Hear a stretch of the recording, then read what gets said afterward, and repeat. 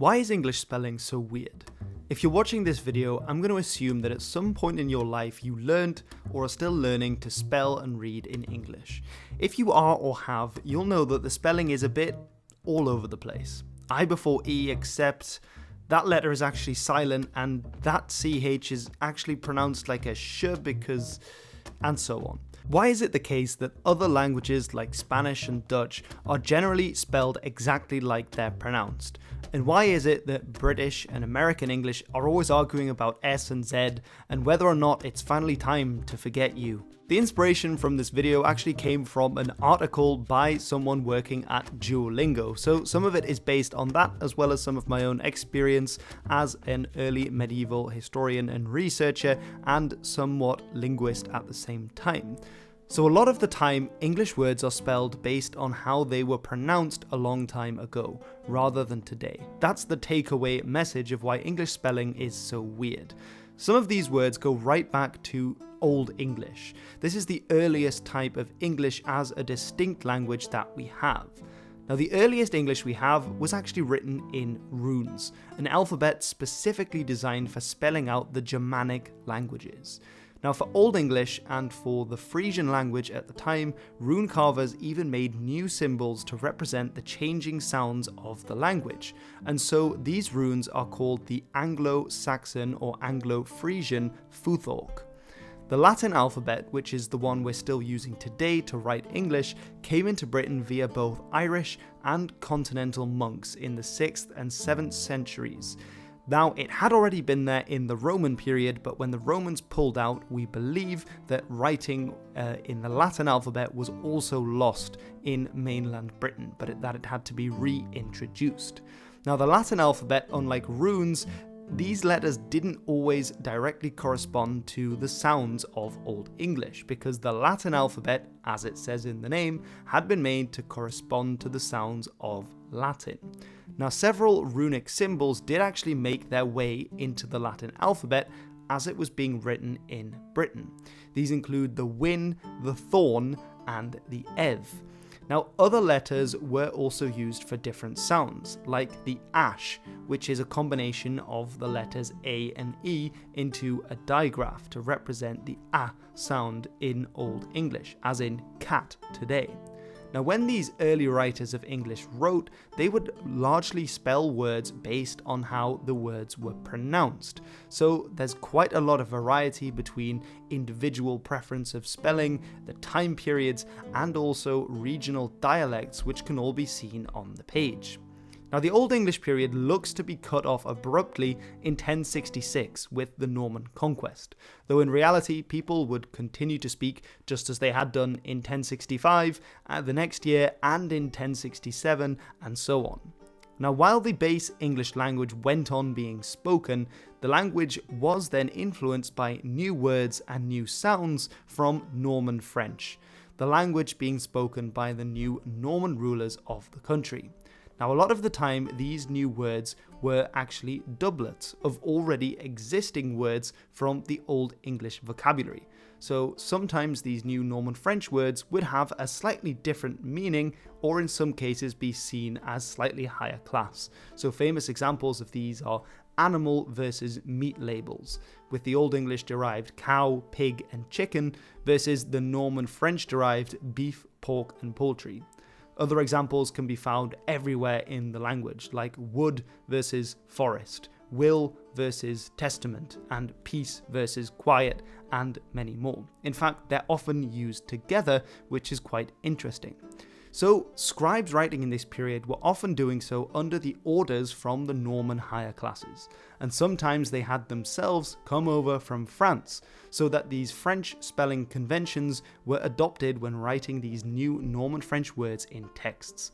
The special letters like thorn, win, and ev disappeared, and the continental norms of writing th and w instead replaced them. Now, these scribes also decided to regularize some of the ways in which the sounds of English were captured, differentiating between long and short vowels, unlike earlier Old English scribes had done.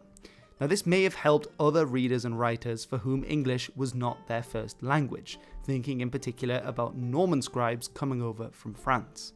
Now, while English on the written page did solidify somewhat in the later Middle Ages, the spoken language was ever changing.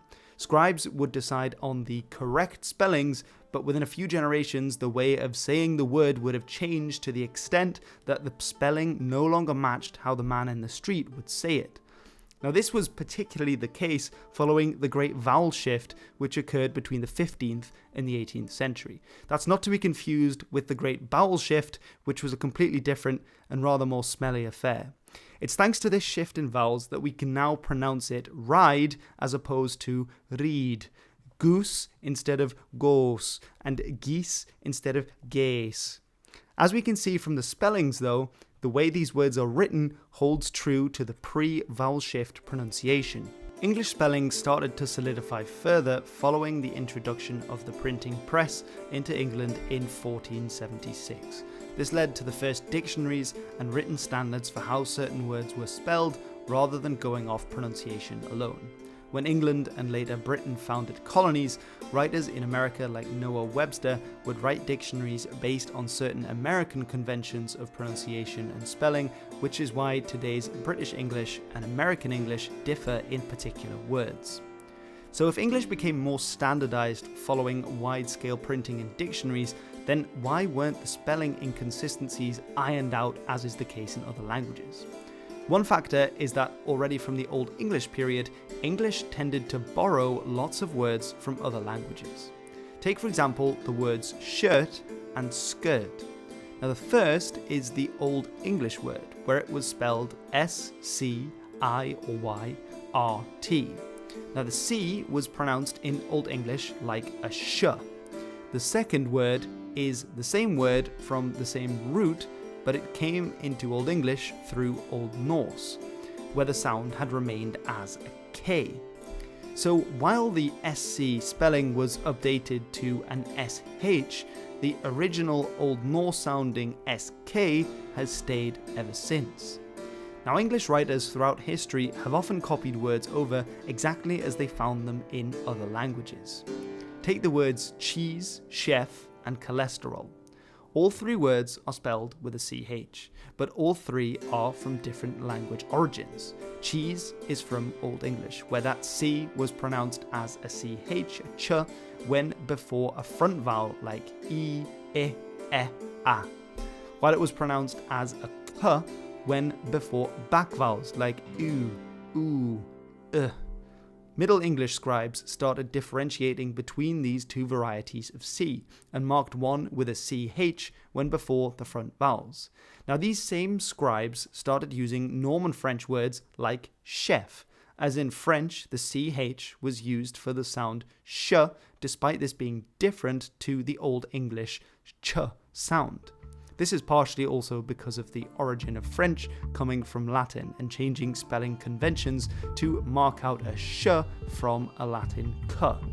Now the k, the ch in cholesterol, should really be written with a k, as it is in its original Greek. However, early scribes used C for the K sound when before back vowels, as it is here. So Greek KH is always written as CH in English, which is why all three of these words, though being spelled with the same CH, are all pronounced in different ways. These are just three examples, but if we zoom out to look at the proportions of languages making up English, it's easy to see why these exceptions became the rule. Some 60% of English vocabulary comes from Romance languages, the vast majority being Latin or French, making up around 30% each, and to a lesser extent Spanish, Italian, and Portuguese. Some of these words take Latin spellings, like capital. Others take Norman French spellings, like chattel, while others still take Italian spellings, like cappuccino. There we see several different ways of spelling a ch, a k, or a sh sound. 26% of English is made up of Germanic words. These are the most common words, by the way. So, while 60% is Romance, a lot of these are quite technical, specialist terms, while this 26% makes up the majority of everyday common speech. Now, most of these words come from Old English.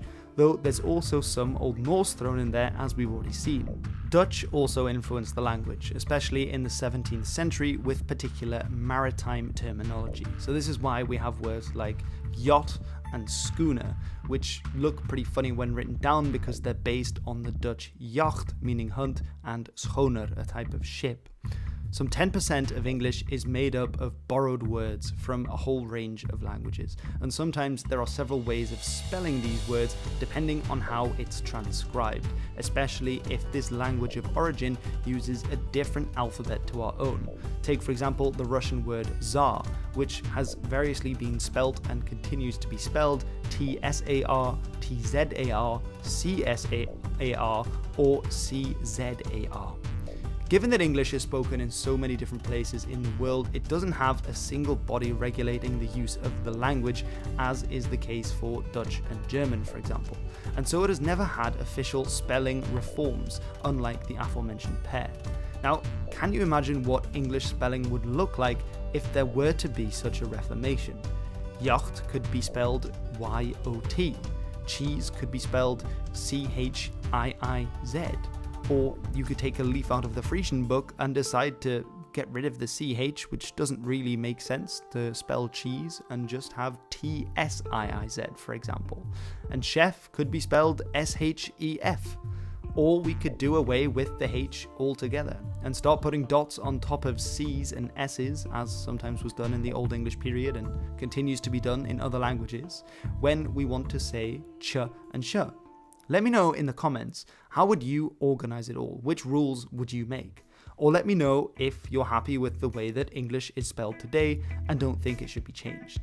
Personally, I quite like the way that English is spelled simply because it allows me to look back in time and to see how these words were once upon a time pronounced, and also give a clue as to their etymology.